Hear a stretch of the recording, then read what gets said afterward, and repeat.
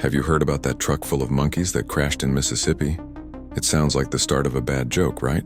But the story is actually way weirder than it first appears. So on the surface, the headlines were pretty straightforward. A truck carrying rhesus monkeys had an accident. Simple enough. But then you start looking at the news reports and things get strange. The first red flag, the photos. Every major CNN to Fox to local affiliates use the exact same pictures. Think about that for a second. In the world of breaking news, getting your own exclusive shot is everything. It's the whole game. But here, it was like everyone was handed the same press kit. No on-the-ground photographers, no different angles, just this one single approved view of the scene. It immediately makes you wonder who supplied these images, and why was there only one source? Then the story itself starts to unravel. Or rather, it never really gets woven together in the first place. Where's the driver's statement? What did the witnesses see?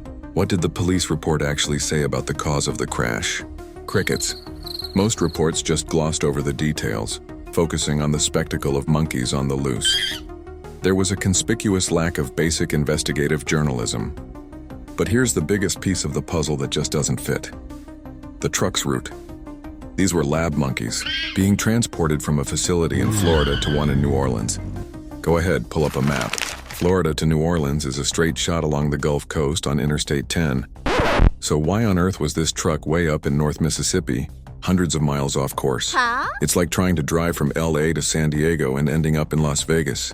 It makes absolutely no sense. No. Look, maybe there's a simple explanation. Maybe the driver made a massive mistake, got horribly lost, and all the news outlets were just lazy.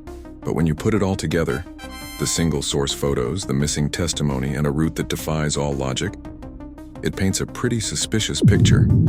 In a time when we're already questioning what to believe, incidents like this don't help. The lack of transparency and an official narrative that just doesn't add up. It feels less like a news story and more like a story we're being told. Looking into the license plate on the overturned truck, you can't really make out the state or the county. Now, there was a possible link to Tulane University, which is in Louisiana. But here's the thing. Louisiana plates have a standard format, usually 7 characters. This plate, it seemed to have a couple more, and some of the letters and numbers were just a jumbled mess.